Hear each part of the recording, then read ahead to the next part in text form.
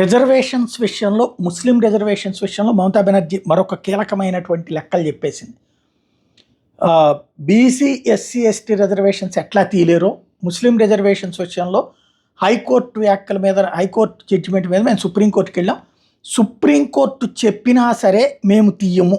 ఇది ఆవిడ ప్రత్యేకించిన పదజాలం. ముస్లింలకు ఓబీసీ రిజర్వేషన్లు రద్దు చేస్తూ హైకోర్టు ఇచ్చిన తీర్పుని మేము లెక్క చేయము, వాళ్ళకి రిజర్వేషన్స్ కొనసాగిస్తాం. హిందువులు తమ ఓబీసీ రిజర్వేషన్లు ముస్లింలకి త్యాగం చెయ్యాలి, ఇది ఆవిడ చెప్తోంది. అంటే ఓబీసీ రిజర్వేషన్లోనే కదా ఇప్పుడు అక్కడ ముస్లింలకు రిజర్వేషన్స్ పెట్టింది.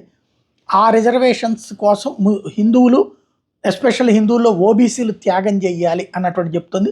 సుప్రీంకోర్టుకు వెళ్ళి ఎట్టి పరిస్థితుల్లో ముస్లింలకు అనుకూలమైన తీర్పు తీసుకొస్తాం, అది నాది హామీ అని చెప్తోంది. ఏదైతే కరెక్ట్గా పోలరైజేషన్ ఆఫ్ ముస్లిమ్స్ అన్నటువంటి కాన్సెప్ట్ని చాలా సీరియస్ ఎఫర్ట్ పెట్టిందనమాట.